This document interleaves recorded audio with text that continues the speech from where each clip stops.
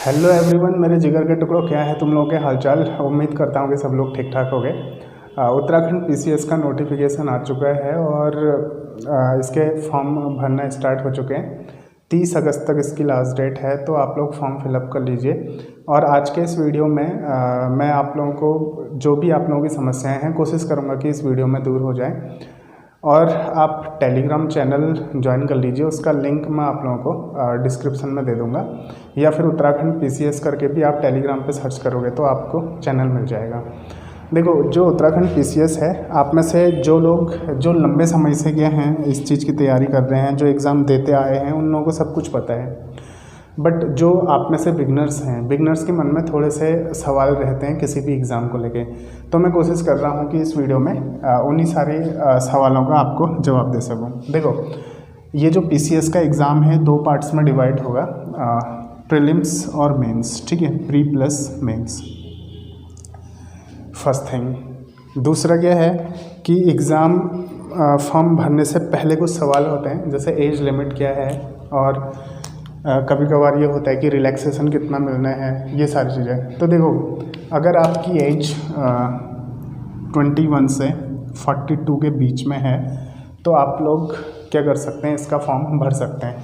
और मैक्सिमम जो देखो स्टेट के जो एग्ज़ाम हैं, स्टेट के एग्ज़ाम में एज लिमिट यही होती है, तो इसमें कंफ्यूज मत करना। अब देखो, कोई कभी कभार ये भी होता है कि 18 से आप 42 के बीच में भर सकते हैं। तो फिलहाल इसके लिए एज लिमिट जो है वो 21 से 42 है। और एजुकेशनल क्वालिफ़िकेशन में क्या होगा, देखो एजुकेशनल क्वालिफ़िकेशन में जो भी आप लोगों का ये group A group B level की पोस्ट होती हैं, उसमें आप लोगों का ठीक है ग्रेजुएशन मांगा जाता है, यानी कि आप किसी भी विषय से क्या होना चाहिए, स्नातक होने चाहिए। ये इस बात से कोई फ़र्क नहीं पड़ता है कि आप लोग साइंस वाले थे या फिर आप लोग ठीक है कॉमर्स वाले थे या आर्ट्स वाले थे। आप कोई भी स्ट्रीम से आपने ग्रेजुएशन किया है तो आप इसके लिए एलिजिबल हो गए। अब देखो, इसमें क्या है कि जैसे पीसीएस की पोस्ट है तो उसमें अलग अलग पोस्ट निकली हैं। अब अलग अलग पोस्ट निकली हैं तो हो सकता है कि किसी पोस्ट के लिए कोई अलग रिक्वायरमेंट होगी, तो उसके लिए जो कंप्लीट पीडीएफ है, जो नोटिफिकेशन है, नोटिफिकेशन में आप सारी पोस्ट और उसका जो एलिजिबिलिटी क्राइटेरिया है उसको देख लेना। वो भी मैं टेलीग्राम चैनल पर मैंने डाल दिया है, ठीक है, उसका लिंक मैं इसमें डाल दूँगा।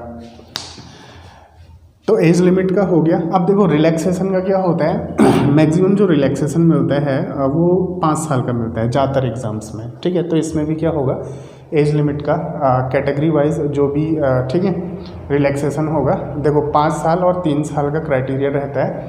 तो जैसे विकलांग हैं, SC ST हो गए, ठीक है, तो 5 साल का हो गया। और बाकी जैसे OBC वगैरह, तो उसमें क्या रहेगा, 3 साल का जो रिलैक्सेशन का क्राइटेरिया है। फिर पोस्ट के हिसाब से बदलता भी है, क्योंकि उसमें साफ साफ नहीं लिखा होता है। ठीक है, जो आप लोगों का नोटिफिकेशन है उसमें देखना कि जैसे EWS हो गया, ये हो गया, इनके बारे में लिख रखा है। अदरवाइज़ वो लिख देते हैं शासनादेश, इसके अकॉर्डिंग जो भी ठीक है रिलैक्सेशन होगा वो दिया जाएगा। तो वैसे बेसिकली कितना रहता है, 5 साल का रहता है रिलैक्सेशन। ये हो गया। दूसरा, मीडियम का सवाल आता है कि जो बिगनर्स हैं उनके मन में आएगा कि हम किस मीडियम से भरेंगे। देखो, हिंदी या फिर इंग्लिश, किसी भी मीडियम से आप लोग क्या कर सकते हो, एग्ज़ाम को दे सकते हो। अगर आपका मीडियम इंग्लिश रहा है, मीन्स कि जो भी मीडियम है आपका, आप CBSE से पढ़े हैं, इंग्लिश मीडियम रहा है और आप हिंदी में देना चाहते हो तो भी दे सकते हो। अगर आपका मीडियम हिंदी रहा है और आप इंग्लिश में देना चाहते हो तो दे सकते हो। ठीक है, इंग्लिश मीडियम के हो इंग्लिश में दो, हिंदी मीडियम के हो हिंदी में दो, इस बात से कोई फ़र्क नहीं पड़ता है। किसी भी मीडियम में आप एग्ज़ाम को दे सकते हो। अब देखो, ये तो चलो एज क्राइटेरिया हो गया, मीडियम का हो गया, सब कुछ हो गया। अब उसके बाद सीधे सीधे आते हैं कि जो एग्ज़ाम है, एग्ज़ाम का पैटर्न क्या रहता है। तो देखो, एग्ज़ाम 2 पार्ट्स में डिवाइड है, एक होगा प्री और दूसरा होगा मेंस। ठीक है, और तीसरे नंबर पे क्या आता है आप लोगों का इंटरव्यू।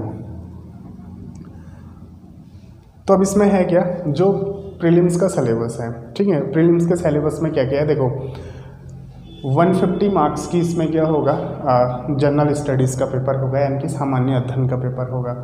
और 150 नंबर का इसमें क्या होगा, एप्टीट्यूड होगा। अब पिछली बार तक क्या होता था कि जो एप्टीट्यूड होता था उसके मार्क्स भी प्रीलिम्स की मेरिट लिस्ट में काउंट करते थे, लेकिन इस बार एप्टीट्यूड को क्या कर दिया, क्वालिफाइंग नेचर का कर दिया है। अब देखो, क्वालिफाइंग नेचर का मतलब आपने 150 का 33% लेके आने हैं, तो आपका क्या हो जाएगा, क्वालिफाई हो जाएगा। प्रीलिम्स में जो मेरिट बनेगी वो किसके आधार पर बनेगी, जनरल स्टडीज़ यानी कि सामान्य अध्ययन के आधार पर बनेगी।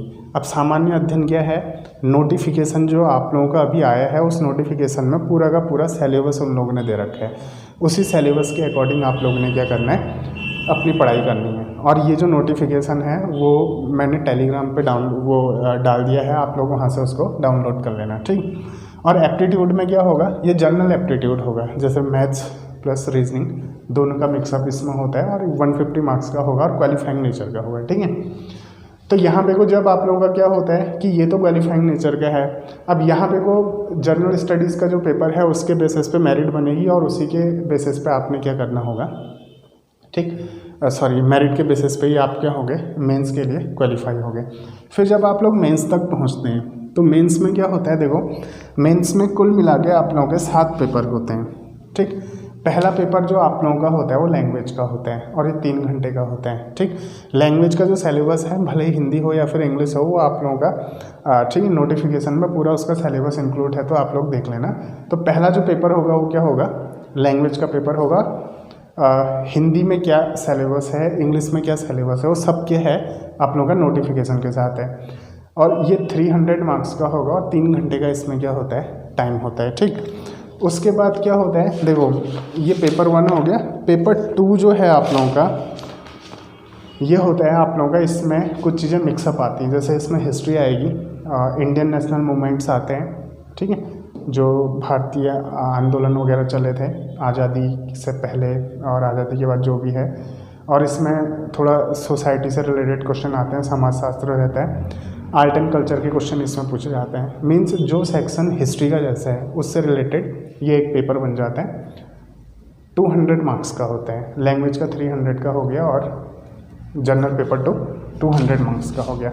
तीसरा जो पेपर बनता है पेपर 3, इसमें क्या क्या पूछा जाता है, देखो इंडियन पॉलिटी यानी कि राज्य व्यवस्था, सोशल जस्टिस सामाजिक न्याय, और इंटरनेशनल रिलेशन अंतर्राष्ट्रीय संबंध, इन तीनों का मिक्सअप पेपर होगा और 200 मार्क्स का होगा। चौथा जो पेपर है वो ज्योग्राफी का होगा, इसमें इंडियन ज्योग्राफी और वर्ल्ड ज्योग्राफी दोनों पूछी जाती है, तो ये भी कितना है, 200 मार्क्स का होगा। पांचवा जो आप लोगों का बनता है, पांचवा ये बनता है इकोनॉमिक्स का, ठीक है। इकोनॉमिक्स का इसमें सेक्शन होगा कि जो भी सोशल रिफॉर्म्स थे, गवर्नमेंट के जो भी प्लान्स थे, उन सारी चीज़ों का, तो ये आप लोगों का बनता है 200 मार्क्स का, ठीक है। 6th पेपर जो है वो होता है साइंस एंड टेक का, यानी कि इसमें साइंस एंड टेक्नोलॉजी का ये पेपर होगा, ठीक। साइंस से रिलेटेड क्वेश्चन इसमें पूछे जाएंगे, ये भी 200 मार्क्स का होगा। 7th जो पेपर होता है ये एप्टीट्यूड और एथिक्स का होता है। एप्टीट्यूड वही आएगा जो जनरल एप्टीट्यूड होता है, एथिक्स जो होता है आप लोगों का यानी कि नैतिकता, ठीक है, नीति शास्त्र, तो इसका 200 नंबर का ये वाला पेपर होगा। तो टोटल ये मिला के क्या होता है, 1500 मार्क्स का होता है। अब एक चीज़ ध्यान देना, आप लोगों का जैसे प्रीलिम्स क्वालिफाई हो गया, तो प्रीलिम्स क्वालिफाई होने के बाद मेंस में प्रीलिम्स के मार्क्स काउंट नहीं करेंगे, जो ओवरऑल फाइनल जो मेरिट बनेगी वो किससे बनेगी, मेंस से बनेगी, ठीक है। और ये कितने मार्क्स का होगा, टोटल 1500 मार्क्स का, प्लस इसके साथ क्या होता है, ठीक है, इंटरव्यू जो है आप लोगों का वो होगा आप लोगों का, ठीक, ये होगा 200 मार्क्स का, तो टोटल 1700 मार्क्स का ये आप लोगों का क्या रहेगा, एग्ज़ाम रहेगा। इसके बाद फिर आप प्रीलिम्स हो गया, मेंस हो गया, इंटरव्यू हो गया, तो फाइनल सिलेक्शन आप लोगों का कंफर्म हो जाता है। अब देखो इसका आप लोग जो सिलेबस है कि प्रीलिम्स का सिलेबस क्या है उसके अकॉर्डिंग आपने पढ़ाई करनी है, मेंस का सिलेबस क्या है उसके अकॉर्डिंग पढ़ाई करनी है। और अगर कोई भी कन्फ्यूज़न है आप लोगों को इससे ज़्यादा, अब क्योंकि जैसे प्रीलिम ये PCS के फॉर्म आ चुके हैं, जहाँ तक मेरा ख्याल है शायद दिसंबर जनवरी तक इसका पेपर भी हो जाएगा, ठीक है। मेंस का पेपर कब होगा उसके बारे में उसके बारे में मैं कुछ नहीं बोल सकता हूँ, ठीक है, क्योंकि उत्तराखंड के एग्ज़ाम है, आप लोगों को पता है, क्या पता 2025 में हो, 2030 में हो, या फिर मार्च अप्रैल में हो जाए, तो कुछ फिक्स नहीं बोला जा सकता है। हाँ, जहाँ तक मेरे को लगता है जो प्रीलिम्स है वो अभी दिसंबर के आसपास में प्रीलिम्स का एग्ज़ाम हो जाएगा। तो आप सभी लोगों को ऑल द बेस्ट आपके प्रीलिम्स के एग्ज़ाम के लिए। कोशिश करूँगा मैं उत्तराखंड जो PCS है उसके हिसाब से, हाँ इसमें जो उत्तराखंड वगैरह आएगी वो तो आप लोगों का प्रीलिम्स में जो सिलेबस है उसके हिसाब से आप लोग पढ़ लोगे, तो मैं कोशिश करूँगा कि हर रोज़ कुछ वीडियोस वगैरह डालूँ, ताकि आपकी जो घर बैठे हैं, जो घर में हैं, ठीक है, जो कोचिंग वगैरह ज्वाइन नहीं कर पाते हैं, उन लोगों की तैयारी में थोड़ी सी हेल्प मिल जाए। तो मिलते हैं अगले वीडियो में। धन्यवाद, नमस्कार।